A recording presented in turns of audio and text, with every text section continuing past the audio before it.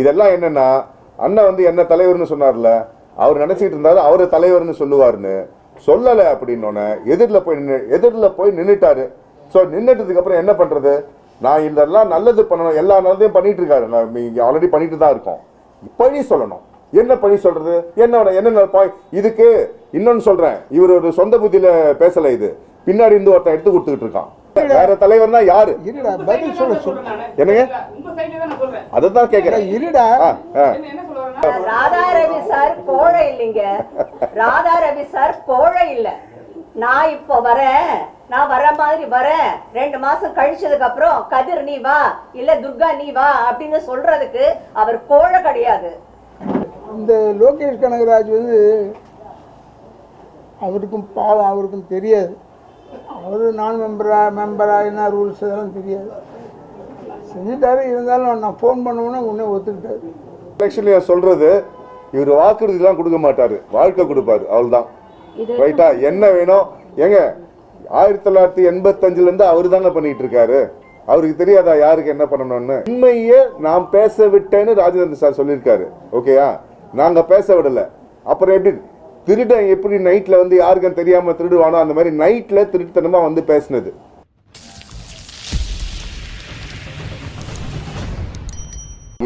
இல்லாததையும் பொல்லாததையும் வந்து சொல்லியிருக்காங்க. அந்த பொய்களை உடச்சி விடணும். நாங்கள் விளக்கம் கொடுக்க வரல, பொய்களை உடச்சி விடணும். 1. 2, இவருக்கு எதிராக வந்து நின்றுக்கிட்டு ஆனால் இவர் ஆசீர்வாதத்தை வாங்கிக்கிட்டே வந்து நாங்கள் அவர் தான் எங்களை நிற்க சொன்னாருலாம் சொல்லிட்டு அதெல்லாம் இந்த மாதிரி நிறைய பொய்கள் இருக்குது. இதை உடச்சி விடுறதுக்கு தான் முதல்ல இந்த இது. அண்ட் ஆளுமை அப்படின்னா ஒரே ஒரு இஸ் ஈக்குவல் டு அப்படின்ட்டு ஒரு இது போட்டால் அது தத்தோ ராதா ரவி அண்ணன் மட்டும்தான், வேற யாரெல்லாம் இங்கே ஆளுமை சொல்ல முடியாது. ஸோ முதல்ல ஃபர்ஸ்ட் அவங்க வந்து துர்காக்கா வந்து வைஸ் பிரசிடென்ட். துர்காக்கா வந்து லெஜெண்டரி டப்பிங் ஆர்டிஸ்ட். அவங்க வைஸ் பிரசிடென்ட் ஆல்ரெடி இருந்தாங்க, இப்போ மறுபடியும் வைஸ் பிரசிடென்ட். மோகன்குமார் வந்து தேவநாராயணன் சார் வந்து legendary dubbing writer and dubbing artist. அவங்களுடைய சன் அவர் முன்னாடியே இருந்திருக்காரு, இப்போ மறுபடியும் வராரு. மாலா மாமி ஆரம்பத்துல இருந்து ரவி அண்ணன் கூடவே இருந்து, அதாவது 36 வருஷம் கூடவே இருந்தேன்னு சில பேர் சொல்றாங்கல்ல, இவங்க தான் 36 வருஷம் அதுக்கு முன்னாடி இருந்தும் கூட இருக்காங்க. மற்றபடி எங்க panel Amy madam joint secretary, Shibu Dada Saheb Phalke விருது வாங்கின ஒரு ஷிபு, பிரபாகர் அவர் கமிட்டி மெம்பர், அப்புறம் குமரேசன் எங்க ஜாயின்ட் செக்ரட்டரி குமரேசன், யோகலட்சுமி, ஷாஜிதா, பல பேருடைய அவங்களுடைய பல பொறாமைகளுக்கு வந்து இலக்கணமான ஷாஜிதா, பாரதி, எல்லாருமே இவங்க எல்லாம் எங்க பேனல். ஸோ இதெல்லாம் எங்க பேனல் லிஸ்ட் உங்களுக்கு கொடுக்குறேன். மாமி நீங்க என்ன சொல்லணுமோ பேசிக்கோங்க. எல்லாருக்கும் வணக்கம்.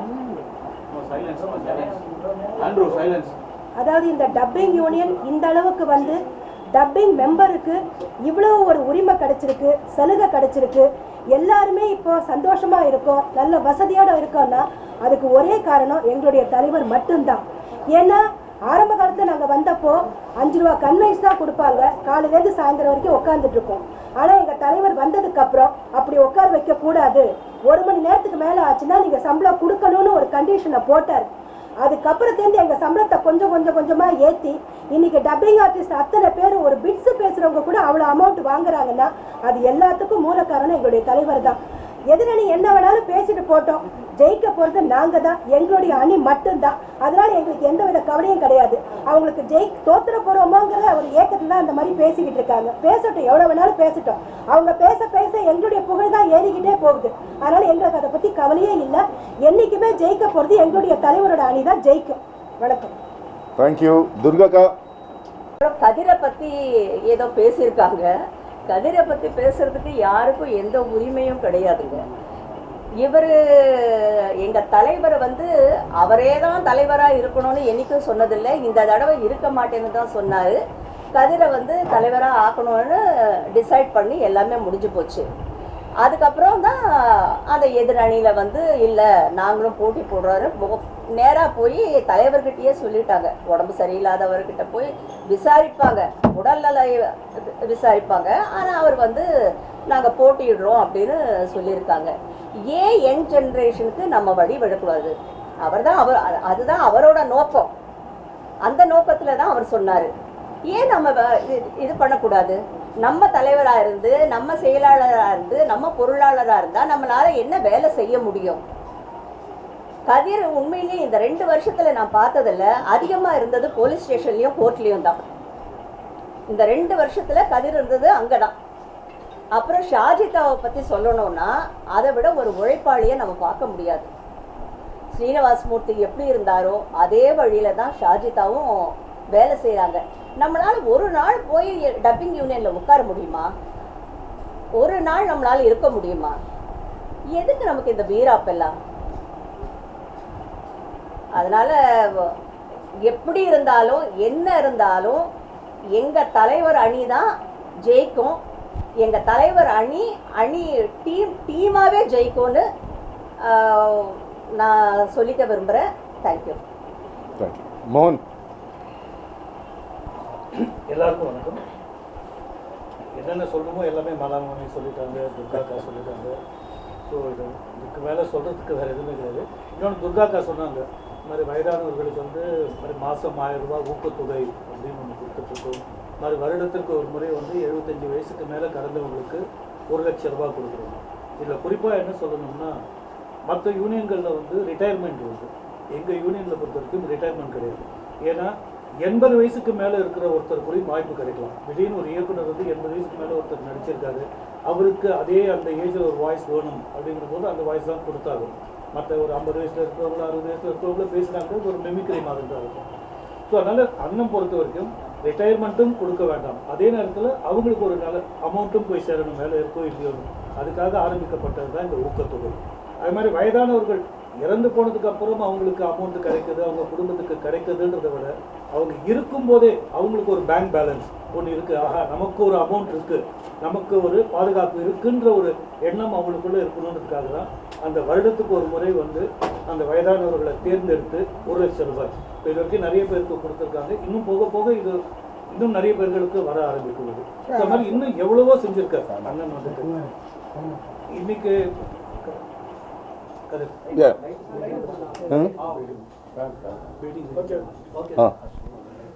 சொல்லலாம் தாராளமாக. அதே மாதிரி இன்னொன்று, இப்போ இந்த எதிரணியில் எல்லாரும் குரல் கொடுத்துட்டு இருக்காங்க. எவ்வளோ கஷ்டப்பட்டு அண்ணனால் உருவாக்கப்பட்டது எங்களோட டப்பிங் யூனியன் வளாகம். அதை கட்டுறதுக்கு அண்ணன் எவ்வளோ சிரமப்பட்டிருப்பார். அத்தனையும் டப்பிங் ஆர்டிஸ்டுகளோட உழைப்பு, அவங்களோட காசு. அதை கட்டி அழகு பார்த்தார். ஆனால் எதிரணியில் அந்த கட்டடத்தை எப்படியாவது இடிக்கணும்னு தாய் வீட்டை இடிக்க வச்சு சந்தோஷப்பட்டுட்டு, ஆனால் அப்போது அண்ணன் சொல்லப்படுவோம் திரும்பவும் அந்த கட்டிடத்தை கட்டி கூடிய சீக்கிரம் அந்த கட்டிடம் திறக்க போகுது. அவங்க கண்ணெல்லாம் மண்ணை தூவ தான் போகிறோம். இதுக்கு மேலே அண்ணன் சொல்வார். தேங்க்யூ மோகன். வேறு யாராவது பேச விரும்புகிறீங்களா? ஓகே. அப்புறம் ஒரு ஆளுமை அப்படின்றதுக்கு நிறைய விளக்கங்கள் இருக்குது. அதில் ஒரு விளக்கம், இன்னொரு விளக்கம் என்னென்னா, தான் மட்டுமே மூச்சு பிடிச்சி தப்பன்னு பேசுறது கிடையாது ஆளுமை. கூட இருக்கிறவங்கள பேச விட்டுட்டு கடைசியில் ஒருத்தர் பேசுகிறாரு பாருங்க. ஏன்னா அவர் சொன்னார், எல்லோரும் மற்றவங்களாம் பேச சொல்கிறோம், நான் கடைசியில் பேசுகிறேன் அப்படின்னு. அதுதான் ஆளுமை. இதுவும் ஆளுமை தான். அப்புறம் இன்னும் ஒருத்தரை பற்றி சொல்ல விரும்புகிறேன், சதீஷ். இந்த சதீஷை பற்றி தான் அவங்க நிறைய வந்து அப்படியே இது பண்ணியிருக்காங்க. வந்துட்டானா எப்பா முன்னாடி பார்ப்போம். இவர் தான் இந்த சதீஷ். யார் இந்த சதீஷ், யார் இந்த சதீஷ்னு கேட்டுட்டு இருக்காங்களே, இவர் தான் இந்த சதீஷ். இப்போது துர்காக்கா மோகன்லாம் சொன்னாங்கல்ல, ஒரு 1000 ரூபாய் வந்து 99 பேருக்கு மாதம் நாங்கள் அனுப்புகிறோம் அப்படின்னு. இதனுடைய ஓப்பனிங் மட்டும் சொல்லிடுறேன். அண்ணன் வந்து 2022 வந்ததுக்கப்புறம், இப்போ அவர் வந்ததில் 18லேருந்தே சொல்லிட்டு இருக்காரு, வயசானவங்களுக்கு வேலை இல்லை. அது வந்து இப்போ இது நான் என்ன சொல்கிறது, கிரவுண்ட் ஃபேக்ட் அது. ஸோ இவங்களுக்கு ஏதாவது ஒன்று பண்ணணும். என்ன பண்ணணும்டா, முதல்ல எத்தனை பேர் இருக்காங்க என்னன்றதுல எனக்கு டீட்டெயில்ஸ் கொடுங்க, டேட்டா கொடுங்கன்னொன்னே 2 மாதம் டப்பிங் பணிகளுக்கு நடுவில் 2 மாதம் சதீஷ்கிட்ட தான் அந்த பொறுப்பை கொடுத்தாரு.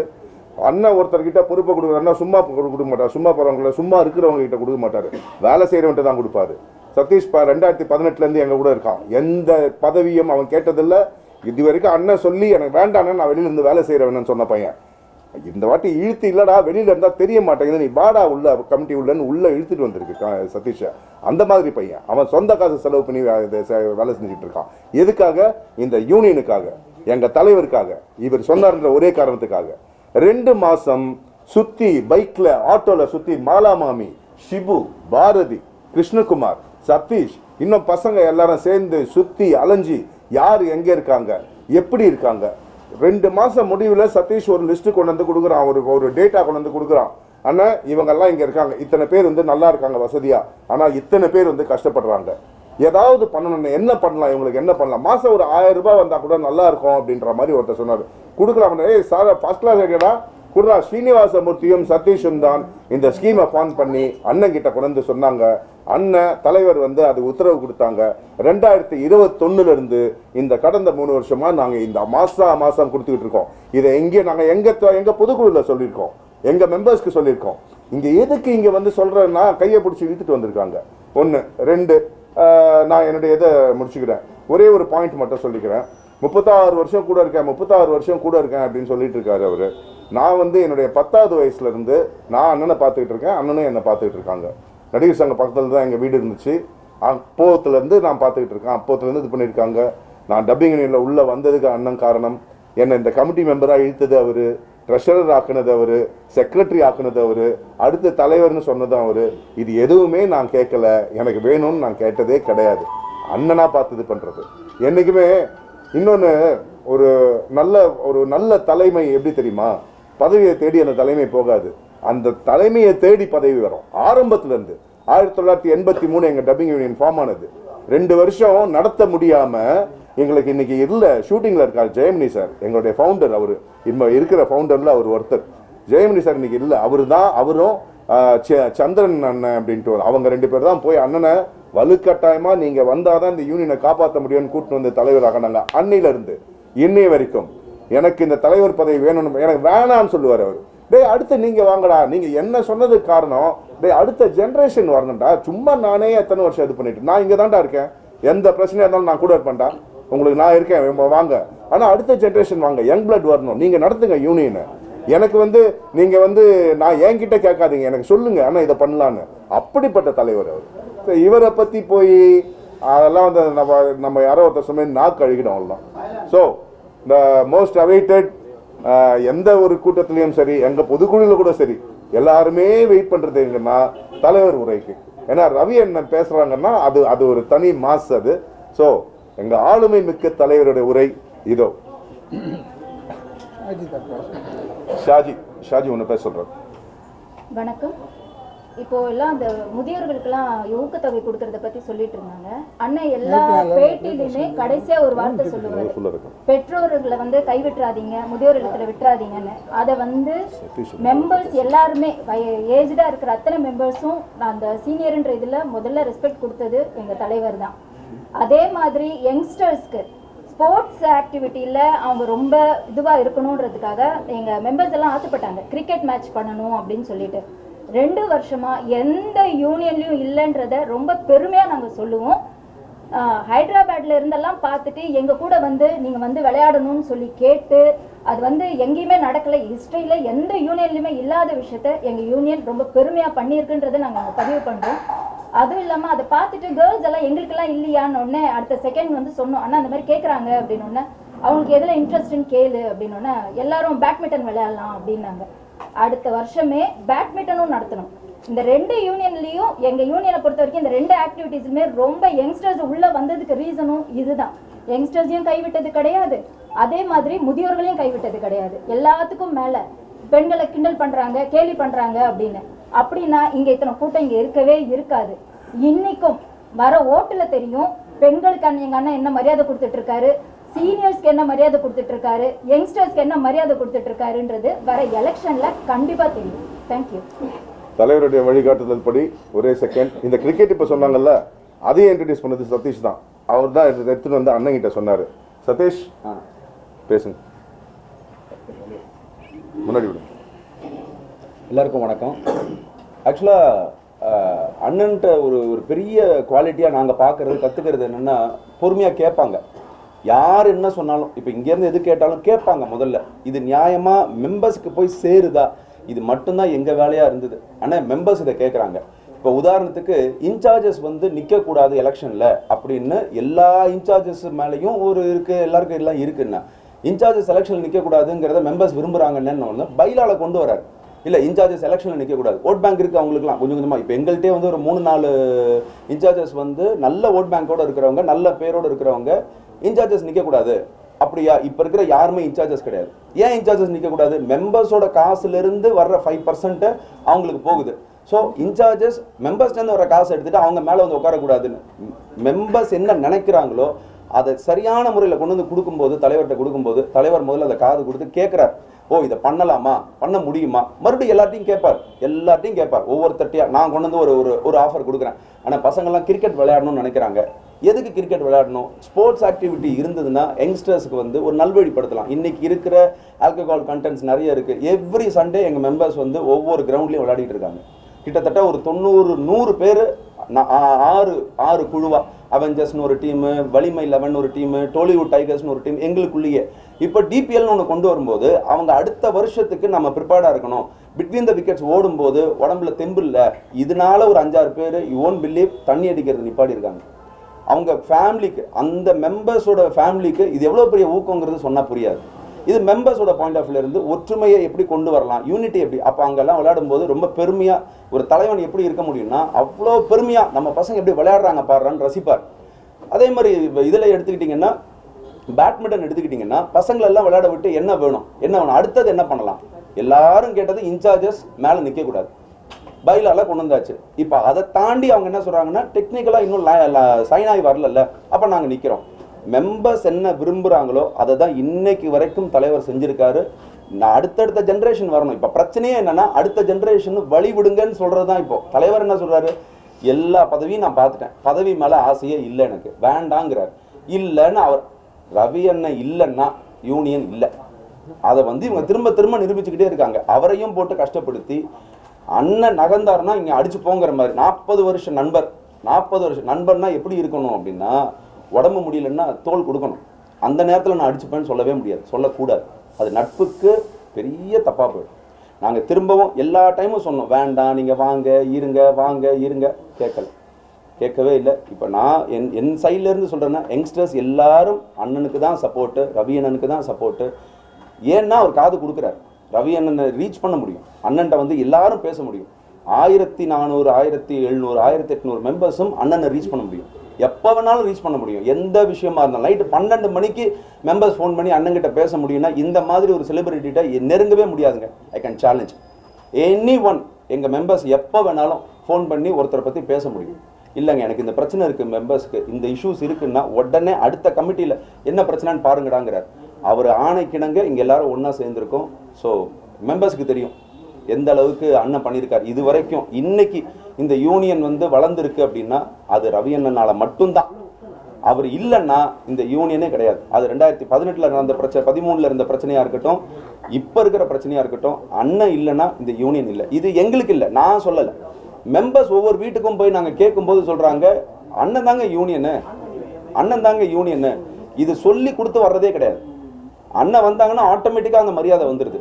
அந்த மரியாதையை நம்ம வந்து விட்டு கொடுக்க முடியாது. அண்ணன் தான் எல்லாமே. எங்களுக்கு ரவி அண்ணன் தான். டப்பிங் யூனியனை பொறுத்த வரைக்கும் ரவி அண்ணன் தான் என்னைக்குமே. இன்னும் 20 வருஷம் ஆனாலும் டப்பிங் யூனியனை பொறுத்த வரைக்கும் ரவி அண்ணன் தான். அடுத்த யங்ஸ்டர்ஸோடைய பிரதிநிதியாக நான் சொல்கிறேன், டப்பிங் யூனியனை பொறுத்த வரைக்கும் ரவி அண்ணன் தான். அதில் மாற்றுக்கிறது கிடையாது. தேங்க்யூ.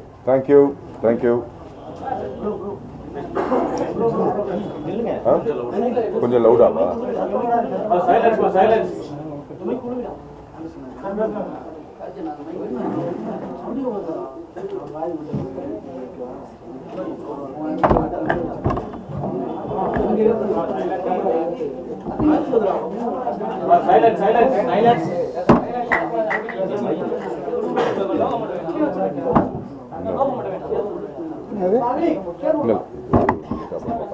ஓகே, யா. வணக்கம், நான் ராதாரவி. இப்போ இந்த தடவை நடக்கிற தேர்தலில், டப்பிங் யூனியன் தேர்தலில் நான் தலைவருக்கும் செயலாளர் டிஎன்பி கதிரவன் அவர்கள், பொருளாளர் ஷாஜித் அவர்கள், உபத்தலைவர் டி மோகன் அவர்கள், துர்கா சுந்தரராஜன் அவர்கள், கே மாலா அவர்கள், இணைச் செயலாளர்கள் எம்எஸ்கே குமரன், என் சதீஷ்குமார், எமி அவர்கள், செயற்குழு உறுப்பினர்களாக விசி Jayamani, EMS Murali, HR Muralidharan, Bharathi Raja, Shankar, Bhuvaneswari, Krishnakumar, R Prabhakaran, Vinod Sagar, Shibu, Yogalakshmi, Yamuna, மது, சோபனா. மொத்த வாக்குகள் 1645. மொத்த வாக்குகள் 1645 இருக்கும்போது இவ்வளோ பெரிய போராட்டம். இன்னும் அதிகமாகிடுச்சுன்னா இன்னும் போராட்டமாக இருக்குன்னு நினைக்கிறேன். இனியா போராட்ட காலங்களில் ஒதுக்கி விடாமல் எதிர்த்து தான் நிற்கணும். ஏன்னா எனக்கு வேறு ஒரு வருத்தம் இல்லை. வரைக்கும் நான் எதிரிகளை பார்த்திருக்கிறேன், ஆனால் துரோகிகளை இந்த தேர்தலில் பார்க்கிறேன். அது ஆச்சரியமாக இருக்கு. ஏன் நின்னாங்கன்றது எனக்கு தெரியல. அதனால் எனக்கு என்ன இழப்புனா, அவங்க பையன் நான் நிறுத்தி வச்சுருந்தேன், அதனால் எனக்கு இழப்பாயிடுச்சு. அவர் வேணாங்க, அவர் இருந்தார்னா அவருடைய பையன் தொல்லை இதெல்லாம் நிறைய பேர் சொன்னாங்க. நான் எதற்காக சொல்கிறேன் என்றால், ஒரு யூனியன்னா என்னென்ன செய்ய போகிறோம்னு சொல்லணும். அவங்க சொல்கிறாங்க நாங்கள் இவங்க செய்யாதெல்லாம் செய்வோம்னு. இதான் ஒரே வார்த்தை. அது என்ன செய்யாததுன்னா, 10 வருஷம் இது 10% வாங்குறாங்கல்ல, அதை நிறுத்திடுவோம்னு சொல்கிறேன். எனக்கு என்ன இருக்குது, 10% பாவம் வேலை செய்கிறவங்களுக்கு, அவங்களுக்கு 10%, அதில் 5% டெஃபினட்டாக யூனியன், மீதி 5% உங்களுக்கு தரோன்னு சொல்கிறேன். இல்லை அவங்க சொன்னதில் இந்த 10% தான் என் காதில் ஒழிச்சுது. அப்போ கூடவே இருந்தீ, 40 வருஷம் கூட இருந்தீங்க, ஏன் ஒரு தடவை கூட நீ சொல்லலை கேட்டால், இது எழுதியிருக்கேன், பாயிண்ட்ஸ்லாம் எழுதி வச்சுருக்கேன், எதில் பேசுகிறதுக்கு பேப்பரில் இந்த மீட் பண்ணுறோம், இதில் பேசிடு, ஒரு போட்டு போடாதீங்க. நான் தைரியமாக தன்னம்பிக்கையோடு இருக்கேன். நிச்சயமாக நம்ம அணி பெரிய அளவில் வெற்றி பெறும். இன்னும் சொல்லிட்டீங்களா?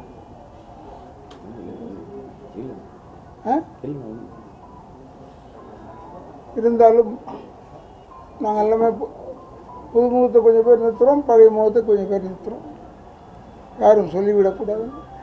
இன்ட்ரெஸ்ட் இருக்கிறவங்கள நான் சேர்த்துருக்கேன், இன்ட்ரெஸ்ட் இல்லாதவங்கள நான் சேர்த்தது கிடையாது.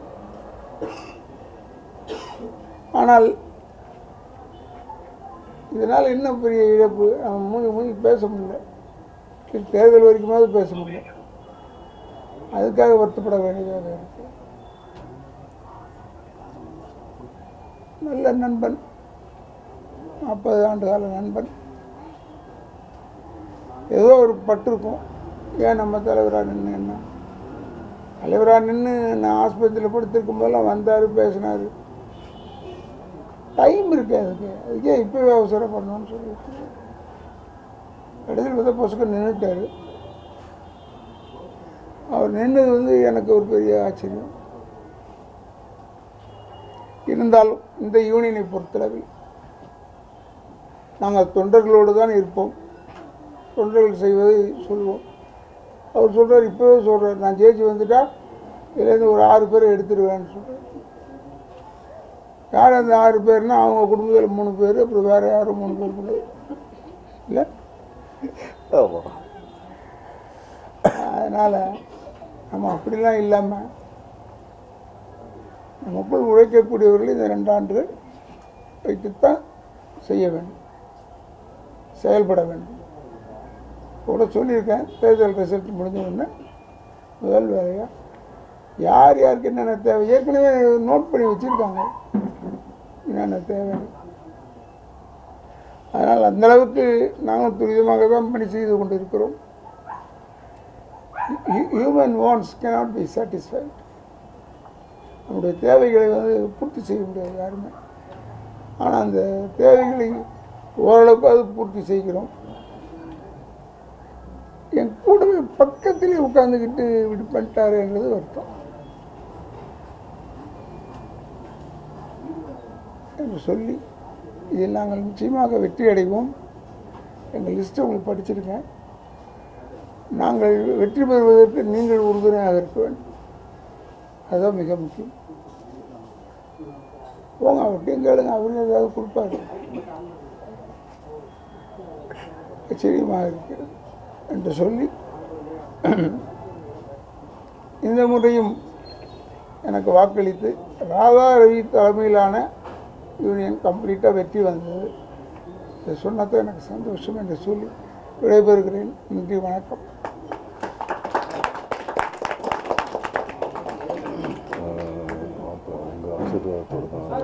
அவங்க சொல்லிட்டு இருக்காங்க. ராஜேந்திர அவர்கள் வந்து என்ன சொல்றாருன்னா, யூனியன்ல வந்து ஒரு 70க்கும் ரிசிப்ட் வந்து 70 ரிசிப்ட் வந்து ஒரே நம்பர்ல இருக்கு. அதுல ஒரு ரிசிப்ட் வந்து ஜோசப் விஜய் அவர்கள் பேர்லயே இருக்கு. இன்னும் முறைகேடுகள் நடக்குது அப்படின்னு குற்றச்சாட்டு வச்சிருக்காரு. என்ன சொல்றீங்க? ஓகே, அதுக்கு நான் பதில் சொல்றேன். இப்போ இவர் சொல்றது வந்து எலிஜிபிள் ஓட்டர்ஸ் லிஸ்ட் ஒட்டியிருக்காங்க. ஓகே, எலிஜிபிள் ஓட்டர்ஸ் எதுலேருந்து எடுப்பாங்கன்னா, போன வருஷம் மார்ச் வரைக்கும் கட்டினவங்களுடைய இதுதான் இந்த வருஷம் தேர்தலுக்கு எலிஜிபிள் ஓட்டர்ஸ். இப்போ போன வருஷம் ஒரு வருஷம் ஆகுது. ஒரு வருஷம் அப்போ இதெல்லாம் இவர் பார்க்கல. இவர் என்ன பண்ணிட்டு இருந்தாரு? இப்போ இது வந்து இன்னர் சிஸ்டம். நாங்கள் வந்து எங்கள் இஷ்டப்படி நாங்கள் வந்து பில் போட்டுக்கல, ரெசிப்ட் போடல. ஆடிட்டருடைய அட்வைஸ் படி இன்னொரு நீங்கள் கேட்டது நல்லதா போச்சு. ஹெரான் முரளி இருக்கார வரலையா? ஓகே, ஹெரான் ராமசாமி நாடக கலைஞர், அவருடைய மகன் ஹெரான் முரளி எங்க கூட தான் ஆல்ரெடி பாடியில இருந்தாரு. இப்பவும் வந்து அடுத்த பாடியிலயும் இருக்காரு. அவரு கடந்த 4 வருஷமா அவர் என்ன பண்றாருன்னா, ஒவ்வொரு வருஷமும் சந்தா கூட கட்ட முடியாம இருக்காங்கல்ல, அந்த மாதிரி ஆளுங்களுக்கு வந்து நம்ம போடுவோன்ட்டு 15,000 ரூபாய் டொனேட் பண்ணிட்டு இருக்காரு. இது கமிட்டி மீட்டிங்ல தெரியும். அத்தனை மீட்டிங்ல ராஜேந்திரன் சார் இருந்திருக்காரு. ஆனா இதெல்லாம் ஏன் மறந்துட்டாருன்னு தெரியல. ஜோசப் விஜய்க்கு அவர் கட்டியிருக்காருன்னு என்ன விஷயம்னா, அப்போ அந்த லாஸ்ட் இயர் லிஸ்ட் பார்க்குறப்போ அப்போ விஜய் அப்போ இன்னும் வந்து கட்டலை. அந்த டைம்ல அப்போ இவர் என்ன சொன்னாரு, எனக்கு ஒரு சின்ன ஆசை, நான் வாண்டிங்காக சொல்கிறேன், எனக்கு விஜய் இது வந்து கட்டிடுங்க. ஒருவேளை விஜய் சார் வந்து கட்டினார்னா அதை வந்து வேற யாருக்காவது யாரு கட்ட முடியல அவங்களுக்கு கட்டிடுங்க, என்னுடைய இது ஆசை அது போடுங்கன்னு அவர் வில்லிங்கில் இது பண்ணார். இவர் விஜய்க்கு வந்து கட்டியிருக்கேன்னு ராஜேந்திரன் சார் சொல்கிறாரு. இன்னொரு விஷயம் அவருக்கு அப்போ நான் சொல்கிறேன், 40 வருஷம் கூட இருந்து எதுவுமே கற்றுக்கல, எந்த விஷயமே தெரியாதுன்றதுக்கு இது ஒரு உதாரணம். ஸ்ருதிஹாசன் எங்கள் மெம்பர், சிங்கர் கார்த்தி எங்கள் மெம்பர். அவங்க மெம்பர் ஆனதுலேருந்து அவங்க மெம்பர் ஆகணும்னு மெம்பர் ஆகலை. அவங்க ஒரு படத்தை பேசணும்னு வந்தாங்க, மெம்பர் ஆகிட்டு பேசுங்கன்னு தலைவர் சொன்னாங்க, மெம்பர் ஆனாங்க. மெம்பருக்கு வந்து ப்ரொடியூசர் காசு கட்டினாங்க. இவங்களுக்கு மெம்பர் டப்பிங் யூனியன் மெம்பர் ஆகணும்னு ஆசைப்பட்டுலாம் அவங்க வரல. அதனால அதை பற்றி அவங்களுக்கு பெருசாக இருக்காது. ஆனால் அவங்க 2 பேருக்கும், ஸ்ருதிஹாசனுக்கும் சரி கார்த்திக்குக்கும் சரி, இந்த அவங்க சேர்ந்ததுலேருந்து இந்த அத்தனை வருஷமும் நான் 200 ரூபாய் கட்டிட்டு இருக்கேன் சந்தா. என்ன அவங்களால சந்தா கட்ட முடியாதுனால கட்டுறேன்னா நான் கிடையாது. இது ஒரு பெருமை, எங்களுக்கு இருக்கிற பெருமை. இவங்க எங்க யூனியன் மெம்பருங்க.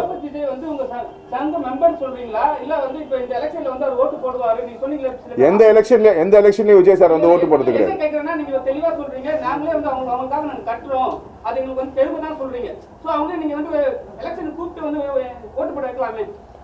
எங்க ஓட்டுங்கிறது அவருடைய உரிமை, ஒவ்வொருத்தருடைய உரிமை, அத கடமை. அது வந்து யாருக்காக? சங்கத்துக்காகவும் வந்து ஓட்டு போடுங்கன்னு நாங்க சொல்லுவோம். ஓகே, நான் வர வேண்டியது அவங்களுடைய உரிமையும் கடமையும். போய் கையை பிடிச்சி நிறுத்தி வர முடியாதுல்ல, சொல்றது தான் நம்மளால முடியும். ஓகே சார், விஜய் சார் வந்து கட்டறாரு அப்படிங்கறத குறையா சொல்லல. சரி, அவர் உண்மையாவே கட்டி இருக்கலாம். அவருடைய கேள்வி என்னன்னா 70 ரிசிப்ட் ஒரே நம்பர்ல இருக்கு. ஆமாங்க, மறுபடியும் சொல்றேன், ஆடிட்டருடைய அட்வைஸ் படி சில விஷயங்கள் இப்படிதான் பண்ணணும்ட்டு நான் சொல்றேன், நாங்களா போட்டுக்கல, இதெல்லாம் ஆடிட்டருடைய அட்வைஸ். ஏன்னா இங்க இருக்கிற கணக்கு ஒவ்வொரு மாசமும் செயற்குழுல சமர்ப்பிக்கிறோம். ஒவ்வொரு மாசமும் அதெல்லாம் பார்த்துட்டு டீட்டெயில்ஸோட பார்த்துட்டு ஓகே பண்ணி தான் ப்ரொசீட் ஆகுது. ஓகே, இது ஆடிட்டர் தான் அந்த மாதிரி போட. ஏன்னா இது டொனேஷன்ல வந்த இது வந்து ஒரே கணக்கில் வரணும், இந்த டொனேஷன் அமௌண்ட்ல வரணும். இல்லைன்னா டபுள் என்ட்ரி வரும். இப்படி போடுங்கன்னு ஆடிட்டர் அட்வைஸ்ல தான் இது பண்ணுது. உள்ள வந்து கேட்டா தெரியுங்க, வெளியில இருந்து பேசினா எதுவுமே தெரியாது. தெருவில் இறங்கி டப்பிங் யூனியன் பத்தி டீடைல்ஸ் வேணும்னா டப்பிங் யூனியனுக்குள்ள தான் வந்து இது கேட்டதான் தெரியும். இப்போ இது கூட போன மாச கமிட்டி மீட்டிங் வரைக்கும் கூட ராஜேந்திரன் அங்கதான் இருந்தாரு. அவருக்கு எல்லா விஷயமும் தெரியும். எல்லாரோட ஒப்புதல்லையும் தான் எல்லாமே நடக்குது. இந்த கேள்வி அவர் அப்ப கேட்டிருக்கலாமே, இப்ப எதுக்கு கேக்குறாரு? ஏன்னா தெரியல இல்ல கேட்டாரு, ஆனா நீங்க யாருமே பதில் சொல்லல. யார்கிட்டயும் அவர் வந்து கேட்கலங்க, யார்கிட்டயும் அவர் வந்து கேட்கல, உங்ககிட்ட தான் கேட்டாரு. போய் அத்தனை அவரு இன்டர்வியூ கொடுக்கும்போது ஒரு விஷயம் சொல்றாரு. ஒரே ஒரு பத்திரிகையாளர் தான் இருக்காங்க. அவர் கேட்கிறாரு, எங்க உள்ள பணம் கையாடல் ஏதாவது நடந்திருக்குமா அப்படின்னு கேட்கிறாரு. அதுக்கு அவர் பதில் சொல்றாரு, நான் ஜெயிச்சு உள்ள போய் உட்கார்ந்ததுக்கு அப்புறம் தான் அதை பத்தி எல்லாம் தெரிஞ்சுக்க முடியும் அப்படின்றாரு. இவ்வளவு நாள் என்ன அவர் புழல் ஜெயிலையா உட்கார்ந்து இருந்தாரு? கமிட்டியில தான் உட்கார்ந்து இருந்தாரு. சார் உங்க கேள்விக்கு நீங்க கேட்டுட்டு இருக்கீங்க, உங்க கேள்விக்கு ஷார்ட்டா பதில் சொல்றேன்.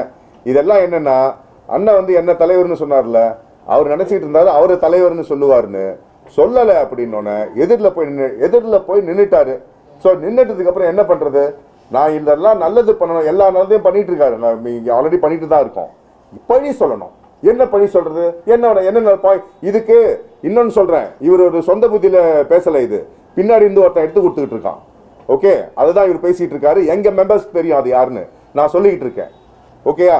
ஸோ ஓரளவுக்கு இதை நான் மறுபடியும் ஆரம்பத்தில் சொன்ன மாதிரி அவர் சொன்ன குற்றச்சாட்டுக்கு இங்கே விளக்கெல்லாம் சொல்ல வரல. நாங்கள் சில பொய்களை உடைக்க வந்திருக்கோம். ஒன்று, சில விஷயங்களை எடுத்து சொல்ல வந்திருக்கோம். அவ்வளோதான். ராதாரவி சார் வந்து இப்ப வந்து கொஞ்சம் வயது முதுகுனால வந்து அவர் தலைவரா வச்சுட்டு கொஞ்ச நாளுக்கு அப்புறம் அவர் ஜெயிக்க வச்சுட்டு அதுக்கப்புறம் வந்து வேற தலைவர் வந்து உட்கார்ற மாதிரி வந்து ஒரு பேச்சு போயிட்டு இருக்கு. இருங்க வேற தலைவர்னா யாரு? பதில் சொல்றேன். என்னங்க?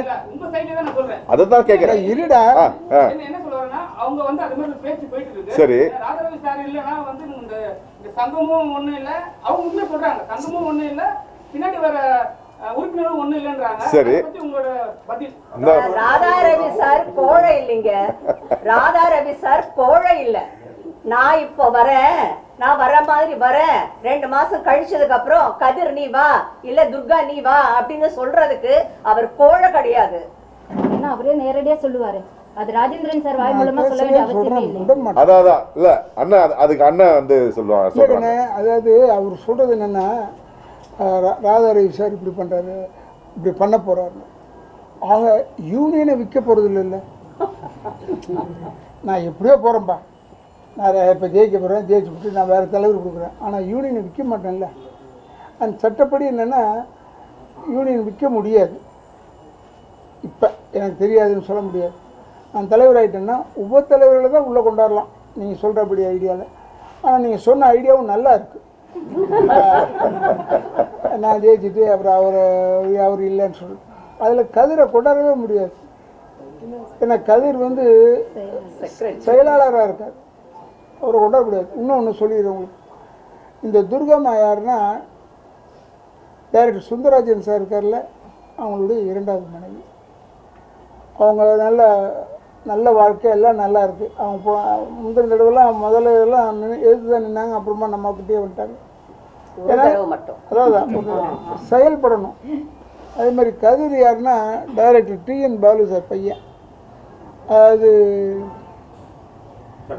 சட்டப்பயன் கையில் படம் எடுத்தாங்கல்ல, அவருடைய பையன். இப்போ நான் நினச்சிக்கிட்டேன், அப்போ இனிமேல் வரும்போது அவங்க வீட்டுக்காரு அவங்க அப்பா எல்லோரும் வந்து அவங்க ஸ்கூல் அட்மிஷன் மாதிரி ஆயிடுச்சு. அண்ட் ஒன் மோர் திங், இதில் யாருமே வந்து சோடையானவர்கள் கிடையாது. அவர் ஆக்கிடுவார் இவர் ஆக்கிடுவார்னா அவருடைய ஐடியாவாக இருக்கலாம். ஆக்க முடியுன்ற சட்டம் இருந்தால் கூட நம்ம நான் ஏன்னா போன தடவை அதை தூக்கிட்டு சுமக்கிறாரு. போன தடவை சொன்னேன், இல்லைடா நான் வந்து விட்டுறேன், நின்று நான் ஜெயிச்சுட்டு யாராவது கொண்டாந்துடலான்னு சொன்னேன். ஒருவேளை அது என்னுடைய எஃபெக்டாக இருக்கும். அவர் புது ஐடியா எதுவுமே வர்ற அளவுக்கு அவர் இன்னும் தேர்ச்சி பெறல. 40 வருஷம் நண்பர் சார் அவர் உங்களுக்கு, சரிங்களா? நீங்கள் பேசி அழகாக சார்ட் அவுட் பண்ணி உங்கள் சங்கத்தில் இருக்கிற நல்ல நம்பருக்கு வந்து நீங்கள் வந்து தன்னிச்சையாகவே ஒரு தலைவர், ஏற்கனவே நீங்கள் தான் ஜப்பிங்கனாவே ராதாரவி சார் தான், சரிங்களா? நீங்கள் அழகாக பேசினாவே பிரச்சனை பாதி சால்வ் ஆகிடுங்க சார். எலெக்ஷனில் வந்து ஒரு செகண்டரி, அதாவது அழகாக எப்படி பேசலாம். பார்த்துட்டு இருந்தேன், யானை குடிச்சிக்கிட்டே இருந்தது தண்ணியை. அங்கேருந்து நான் வந்து அவன் இசுக்குன்னு சொல்கிறான், அவனே தண்ணியை கையை கொட்டிடுது. யானைக்கு புரியுது, ஏன் மனுஷனுக்கு புரியலன்னு தெரியல. அதனால் சொல்கிறேன், இப்போ நாய் ஓடி வந்து கிரவுட்னு சொன்னோம்னா ஓடிடுதே, அது மாதிரி அவரும் இருக்கலாம். அவர் வந்து இல்லை நான் ஆசீர்வாதம் வாங்கிட்டேன். ஆசீர்வாதம் என்னது பெரிய ஆசீர்வாதம் வாங்க வந்து சொன்னால் நான் நிற்கிறேன்னு சொல்கிறவங்கள நான் நிற்கக்கூடாதுன்னு சொல்லக்கூடாது. அதுதான் பேசிக்காக. அதனால் அவர் நின்னார், அவ்வளோதான். சார், இந்த லியோ டப்பிங் பிரச்சனை சின்மயில் இருந்தது இல்லையா, அவங்க வந்து திருப்பி ஹைதராபாத் போய் 2 படங்கள் டப்பிங் பண்ணிட்டாங்க. இவர் கேள்வி எழுப்புனதுக்கு அப்புறம் தான் அது பேசும் பொருளாகி லோகேஷ் கனகராஜ் 50,000 ரூபாய் ஃபைன் கட்டினார் வந்து அப்படின்ற சொல்லியிருக்காங்க. பொய் அப்படியே பொய். ஒரு பேச்சு யாராவது அங்கே வந்து ஒரு மரியாதை தராங்களான்னு பாருங்க. இல்ல இவர் சொல்றது லோகேஷ் கனகராஜ் கட்டுவாரு படத்தை. அண்ணன் தான் பேசுறேன். அதாவது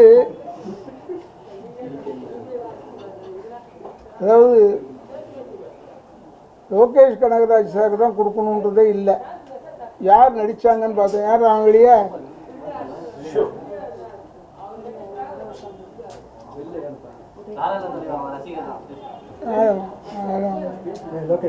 ஏய் லோகேஷ் போய் பாரு.